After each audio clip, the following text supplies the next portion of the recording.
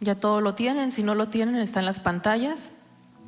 Génesis 6:3, y vamos a dar lectura en nombre del Padre, del Hijo y de su Santo Espíritu.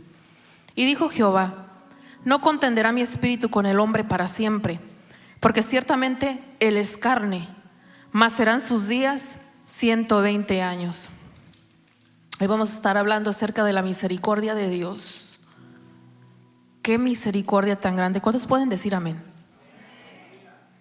Porque muchas veces nos merecemos que nos den nuestros buenas nalgadas, pero Dios es tan misericordioso con nosotros que dice: te tengo paciencia, te tengo paciencia.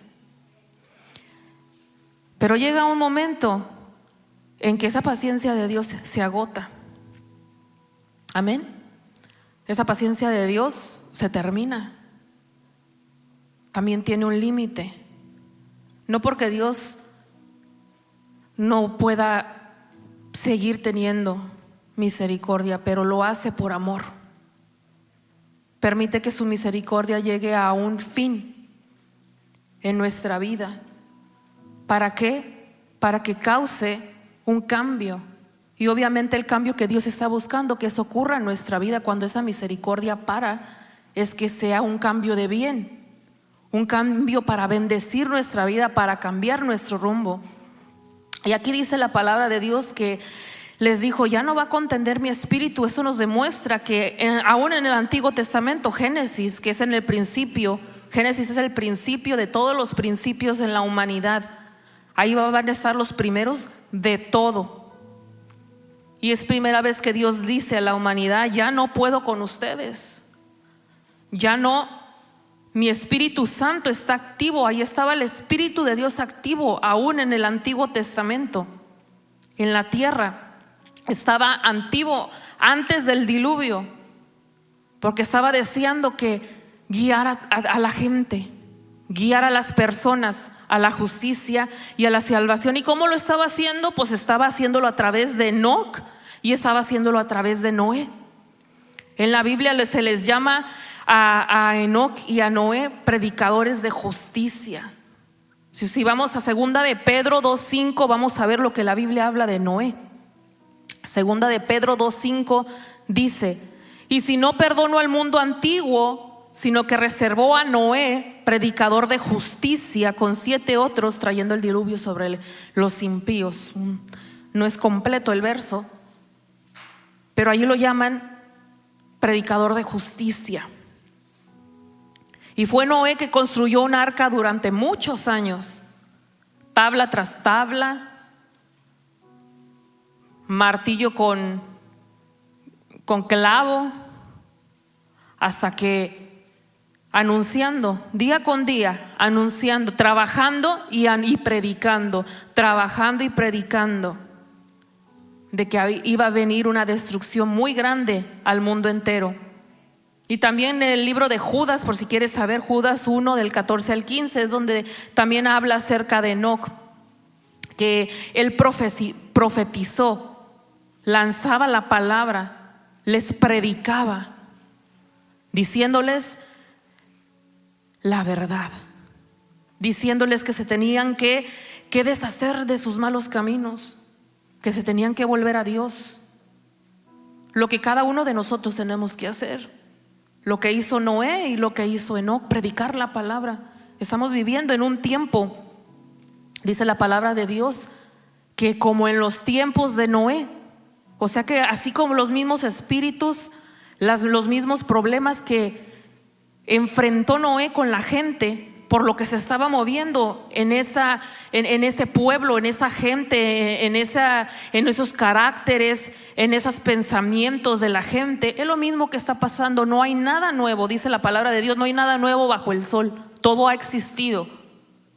El mismo pensamiento que tiene una persona ahora, hace más de 5,000 años alguien más lo tuvo también. No es algo nuevo. Y cuando leemos el verso 3 dice: pero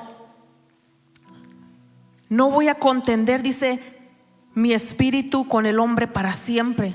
O sea que va a llegar un momento en que esto todo tiene que terminar. Y fue lo que ocurrió en los tiempos de Noé. Y es lo que está ocurriendo ahora, hoy en día. Le dice la Biblia que así será, ¿verdad? Cuando venga el Hijo del Hombre. Va a ser igual, al igual que en los tiempos de Noé, no tenían libertad sexual. El que quería ser hombre, pues si yo soy mujer y quiero ser hombre, pues yo voy a ser hombre. Y si soy hombre, pues yo quiero ser mujer, pues soy mujer. Y una mujer con mujer y hombre con hombre, y de a 3 y de a 4 y hasta con animales, de todo había. Lo mismo que hay ahorita. Lo mismo, no hay ninguna diferencia, porque esa generación es la misma generación que está ahorita en pensamiento. En pensamiento, lo único que ha avanzado es la tecnología, la manera en cómo pecar más fácil.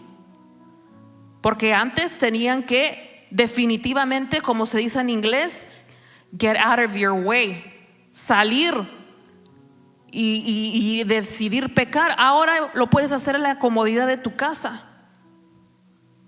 O sea que es más fácil. No hay necesidad que se entere uno, que se entere el otro. Pero Dios sí. Dios se está enterando. Dice el verso 5: y vio Jehová que la maldad de los hombres era mucha en la tierra, y que todo designio de los pensamientos del corazón de ellos era ¿de qué? Solamente el mal, continuo, solamente el mal. Habla de un aumento de maldad. La palabra maldad en hebreo es ra, y solamente lo que quiere decir es de que iban de mal en peor. ¿Y qué es lo que nos rodea ahorita, hermanos? Lo mismo. El mundo está de mal en peor. Yo me recuerdo cuando yo iba a la escuela, no nos tenían esas rejas que parecen ya cárceles. Las escuelas parecen cárceles. Cuando yo iba a la escuela, ¿no? Ahí pueden calcularle la edad que tengo, ¿verdad? Si uno se salía, la cosa es que uno no se salía, ahí estaba uno. Yo estoy hablando hasta de los niños de kinder a sexto. No teníamos rejas, estaba todo abierto.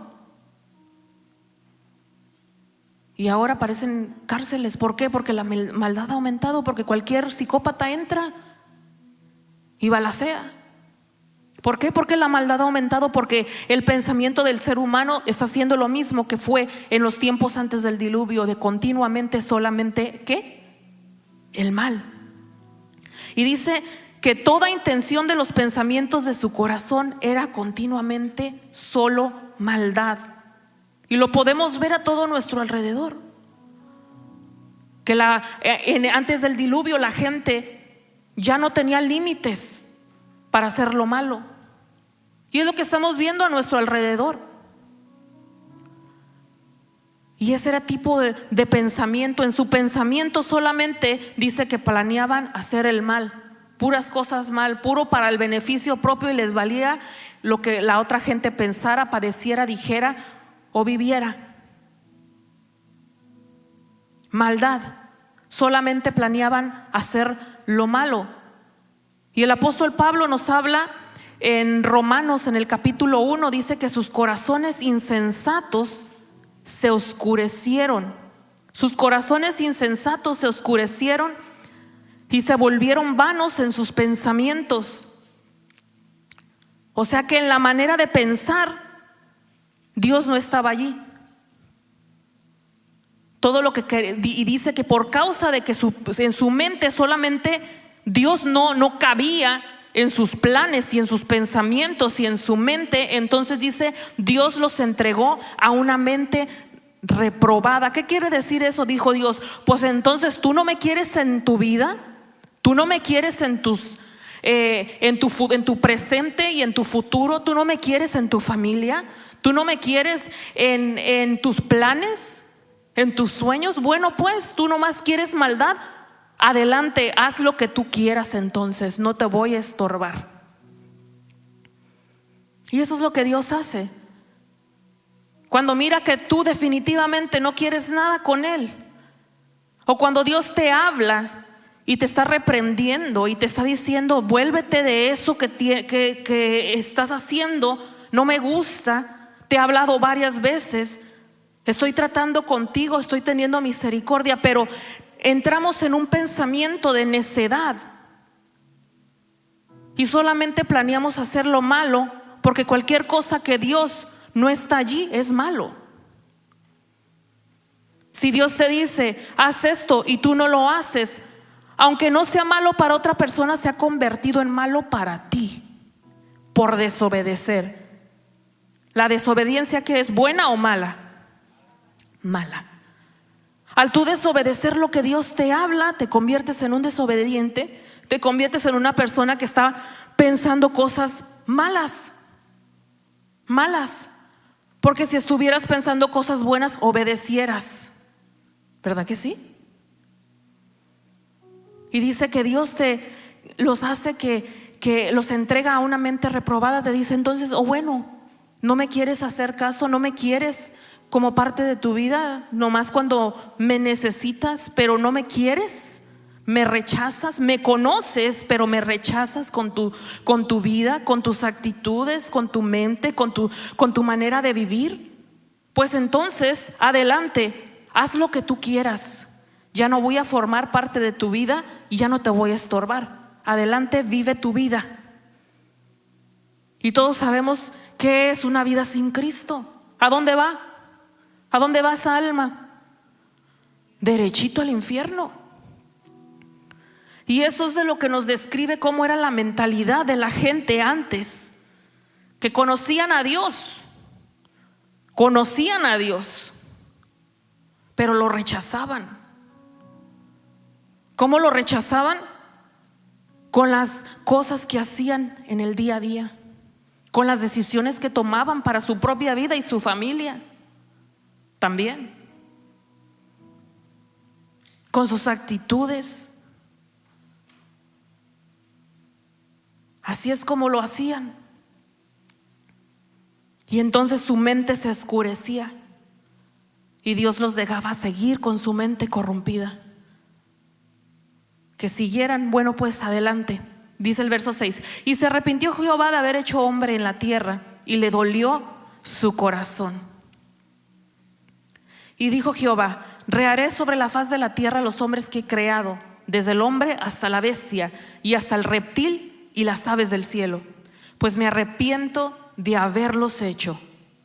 Pero Noé halló gracia ante los ojos de Jehová. Fíjese lo que dice el verso 6: y se arrepintió Jehová de haber hecho hombre en la tierra. Usted sabe que hay un verso que dice que Dios no es hijo de hombre para arrepentirse, ¿verdad? Y entonces, ¿por qué dice aquí que se arrepintió? Si no es hijo de hombre para arrepentirse. Pues solamente porque es muy difícil que usted y yo como seres humanos comprendamos las emociones de Dios. Así es que se utilizan palabras que usted y yo podamos comprender el estado de ánimo en el cual se encontraba Dios cuando vio todo lo que estaba sucediendo en la tierra. Y solamente es una palabra para describir que usted y yo podamos entender y comprender cómo se sentía Dios. Se arrepintió, se sentía defraudado. Dice el verso 9: estas son las generaciones de Noé. Noé, varón justo, era perfecto en sus generaciones, con Dios caminó Noé. Cuando leemos el verso 6: y se arrepintió Jehová de haber hecho al hombre en la tierra, y le dolió su corazón. Pero de repente leemos el 9 y dice: estas son las generaciones de Noé. Noé varón, dice, Noé varón justo era perfecto en sus generaciones, con Dios caminó Noé.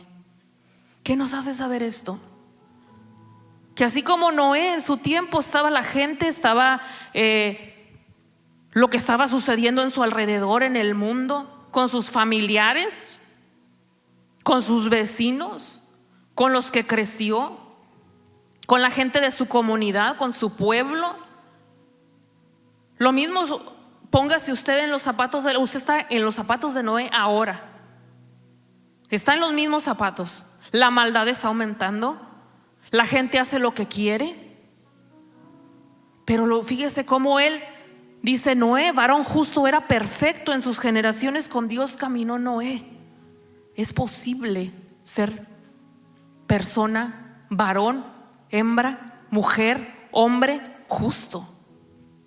Porque si Él lo pudo, Él era un hombre de carne y hueso, como usted y como yo. Y si Él pudo hacerlo, también podemos nosotros. Así como estaba la dificultad en su tiempo, la tentación, el pecado, la maldad, así está ahorita alrededor de ti. Tener que trabajar, tener que pagar los biles, porque usted piensa que no tenían biles. Claro que tenían biles. Tenían que comer. Y se hacía por medio de intercambios en aquel entonces. Intercambiaban, o sea, yo nomás lo que tengo son chivas. Te intercambio una chiva, pues yo necesito esto y necesito el otro. Y se necesitaba trabajar, porque si no trabajaban no comían. Estaba al pendiente de los hijos. Ahí va el otro hijo, ya se fue por la zona roja. Así como hay zona roja ahorita, usted piensa que no es la zona rosa. No la roja, la zona rosa. También en aquel entonces. Lo mismo. Las mismas tentaciones que habían en el tiempo de Noé son las mismas tentaciones de ahora. Dinero, poder, sexo. Lo mismo. Es lo mismo. Y es lo que nos rodea.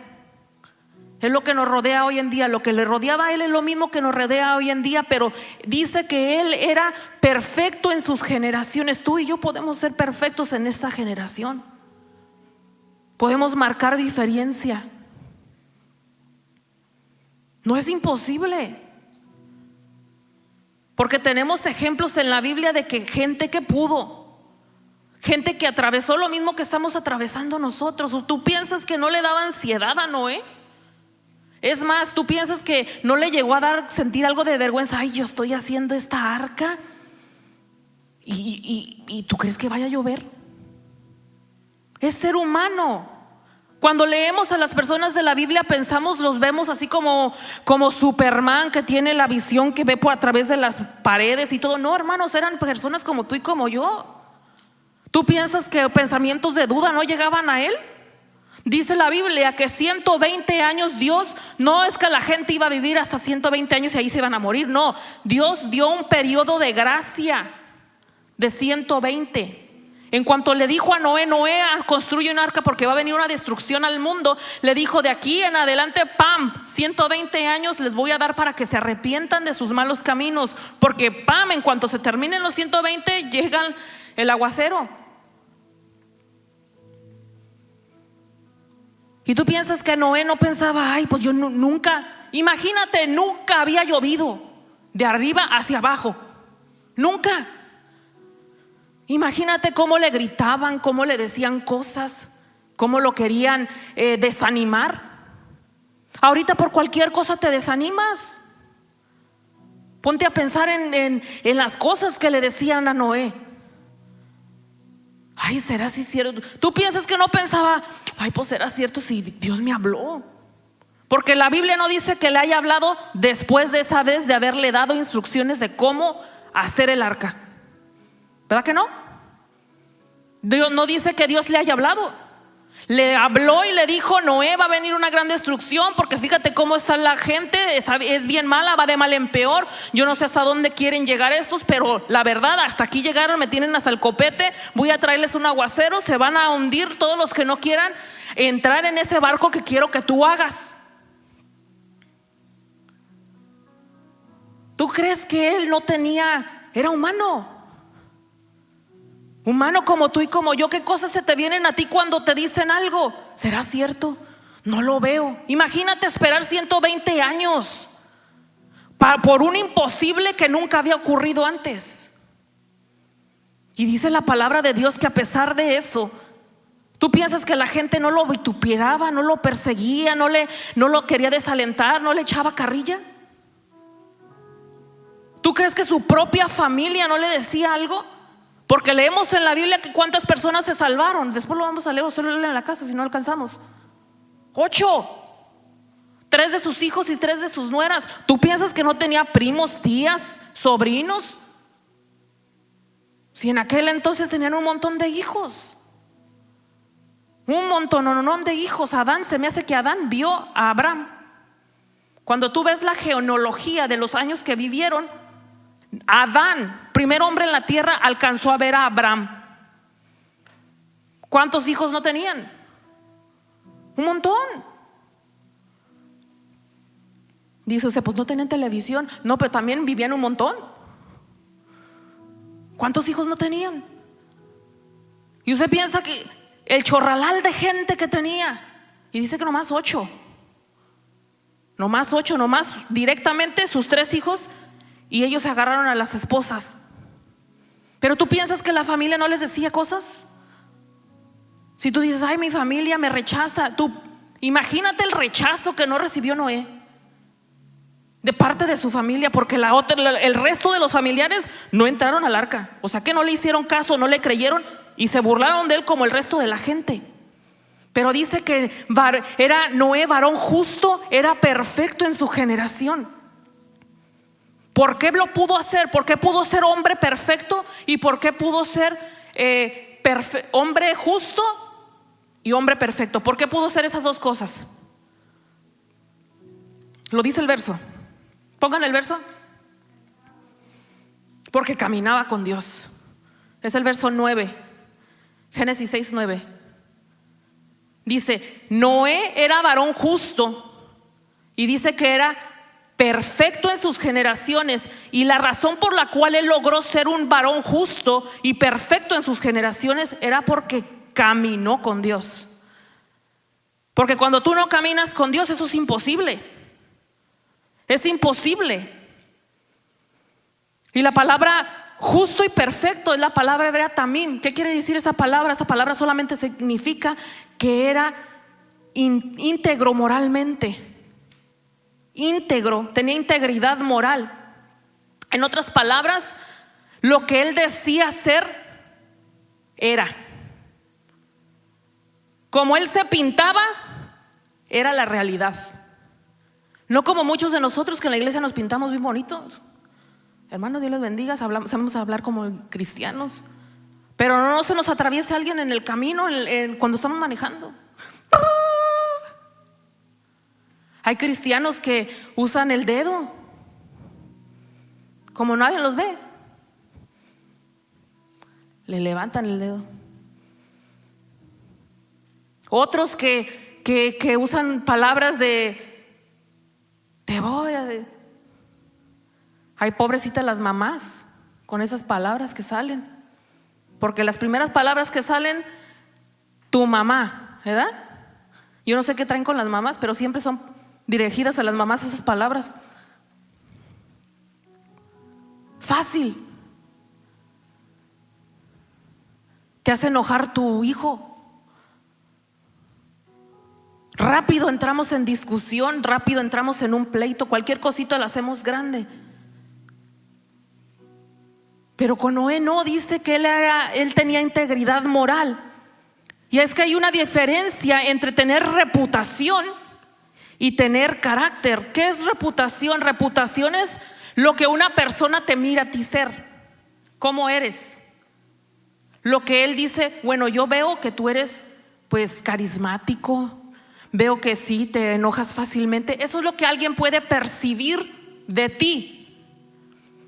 Es lo que la gente piensa de ti, lo que tú le demuestras a la gente estando en público. Pero el carácter es quién tú eres cuando nadie te ve. Pero Noé, las dos cosas era igual. La gente podía decir, este hombre es un hombre justo, un hombre perfecto. Y no nomás la gente, su familia también, que lo miraba en su casa, la gente con la que trabajaba y Dios. Él tenía las dos cosas. Él era el mismo en los dos aspectos. Había una vez escuché una historia de un señor que se había muerto. Y ese señor era un sinvergüenza. Y dice que la esposa estaba tareada pues buscando a quién le iba a hacer el funeral a su esposo. Y finalmente encontró un pastor. Y este pastor le iba a hacer el funeral a su esposo, el servicio funerario a su esposo y del sepelio. Pero este pastor nunca en su vida había conocido al muerto. Y estaba predicando el pastor y todo, y no, ya estaba bien entrado el pastor en la prédica ahí en el sepelio. Y luego comenzó a decir: este hombre era un hombre bueno, era un buen esposo, era un buen hijo, era un buen padre. Empezó así a halagar al muerto, como muchos lo hacen, ¿verdad? He visto en las noticias, el hijo es bien pandillero y bien ratero. Me acuerdo una vez que miré uno que era un primo bien ratero y que lo habían matado, y dice: no le hacía daño a nadie, era ratero, pero no hacía nada malo. Porque así es la gente, en cuanto se muere es bien buena.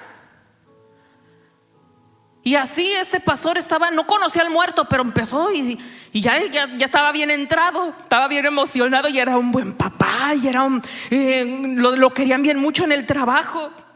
Pues era tanto y tanto que estaban diciendo eso, que la esposa estaba sentada así en la primera fila, en la primera silla, y sus hijos estaban al lado, y tenía una expresión así bien descorcentada, así como: ¿qué onda? Y le dice el hijo: oyes, ve, fíjate a ver si el muerto es tu papá. ¿Por qué? Porque no era nada de lo que estaba diciendo. Y es triste porque de muchos así se dice, pero de Noé no era el mismo. Noé era íntegro en todos los sentidos. Y lo que salvó a Noé y a su familia del diluvio es lo mismo que salvó a Enoc del juicio, y por lo cual fue llevado al cielo, porque caminaba con Dios. Amén. ¿En qué nos quedamos? Voy a bajarme hasta abajo. No les voy a decir cuánto medía, se les va a olvidar de todas maneras.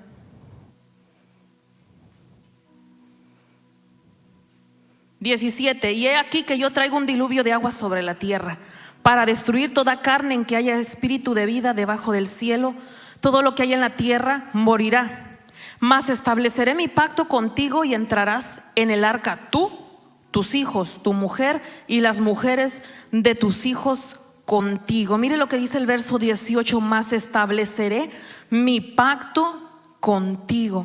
La primera vez que se escucha la palabra pacto, la primera vez, y es la palabra hebrea berit, que solamente significa un acuerdo o una plataforma, un plan mediante el cual Dios va a interactuar con el hombre. Y en el mundo de antes, en los tiempos de Noé, habían dos tipos de pactos. Estaba el pacto de pariedad, que simplemente significa pacto de igualdad. Un pacto de pariedad significa que yo hago un pacto con el hermano, los dos somos iguales, así es que voy a pactar con un igual.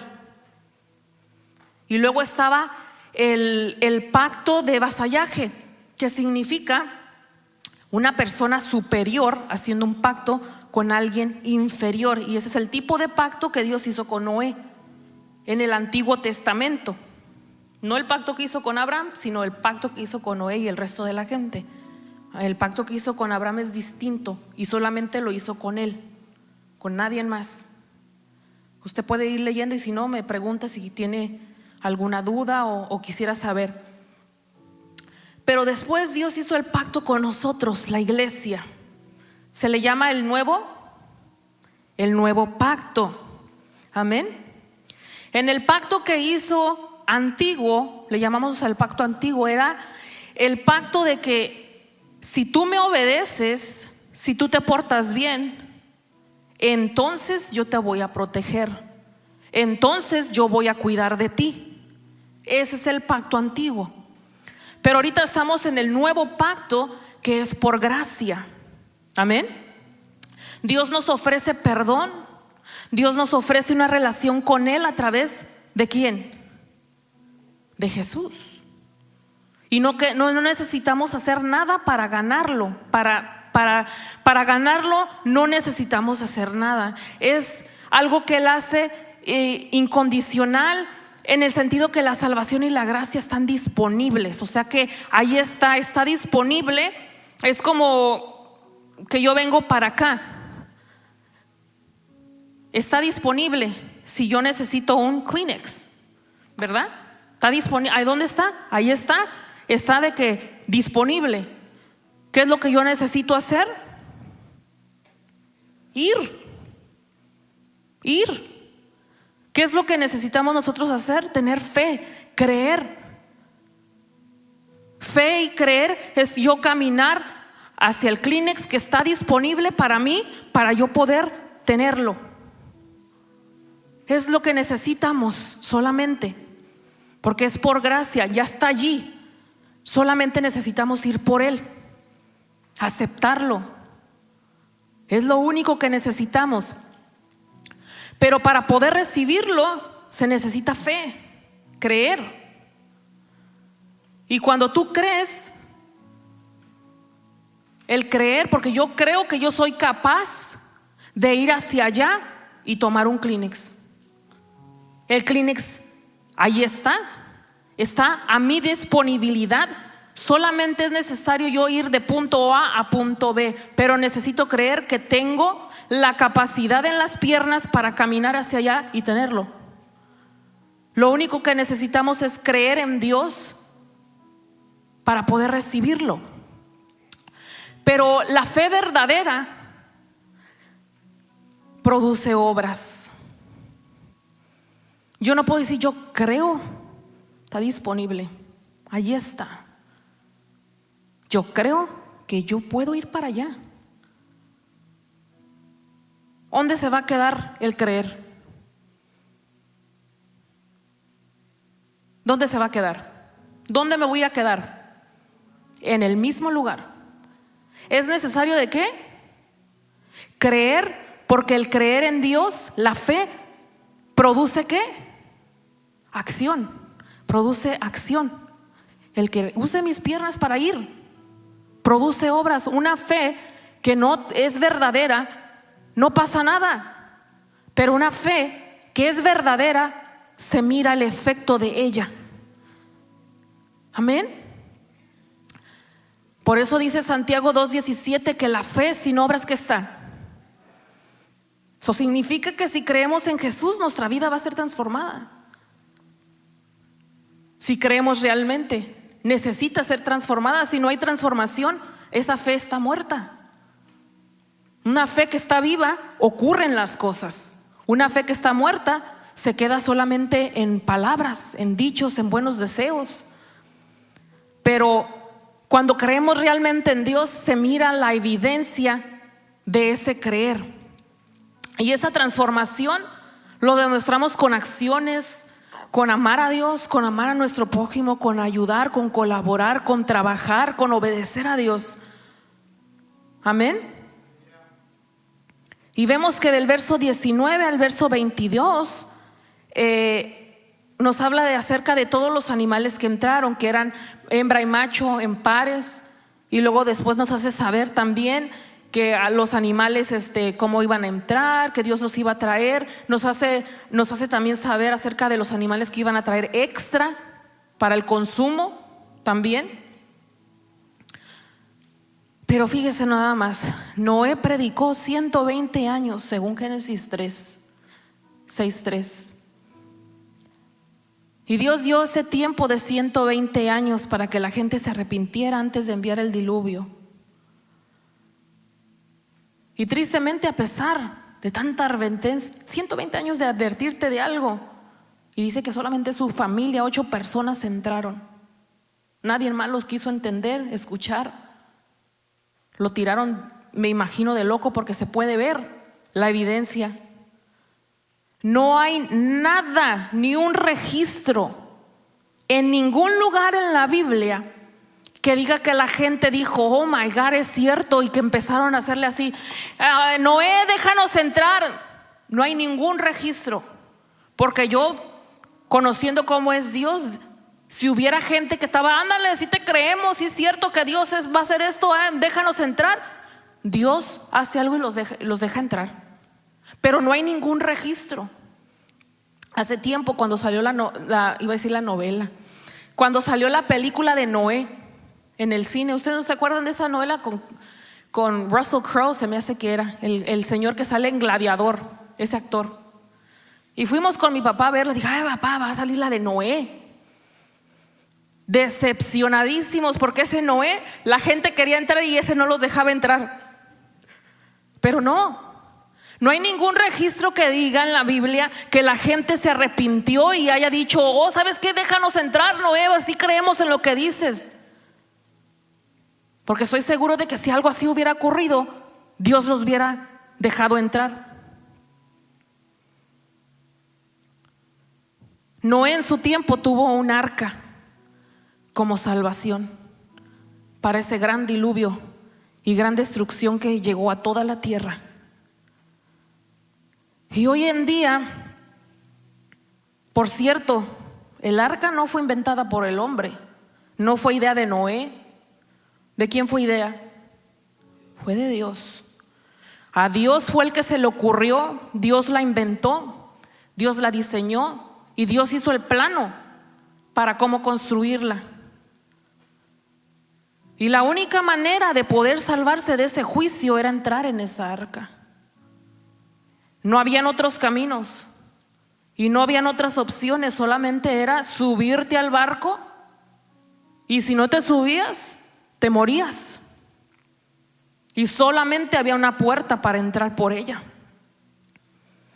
¿Y quién dijo: yo soy la puerta, yo soy el camino, la verdad y la vida, y nadie viene al Padre si no es a través de mí? ¿Quién dijo eso? Jesús. Si comparamos el diluvio, el juicio del gran diluvio con la gran tribulación, nos hace saber que en la gran tribulación, ¿qué va a hacer Dios? Va a juzgar al mundo. En el gran diluvio juzgó al mundo, y en la gran tribulación que está por venir, Dios también va a juzgar al mundo.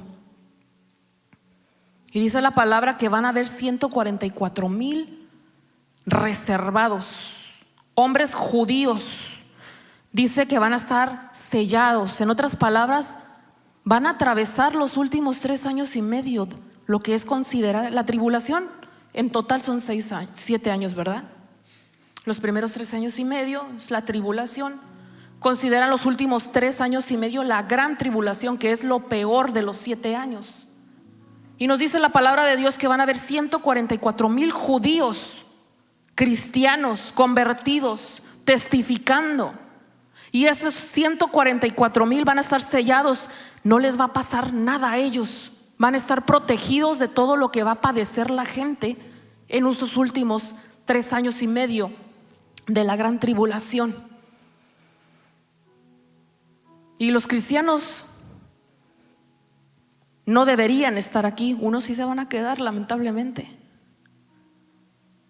¿Tú quieres ser de los que se van o de los que se quedan? Ahora hay que ponerle acción a eso. Ese es el deseo, pero hay que ponerle acción.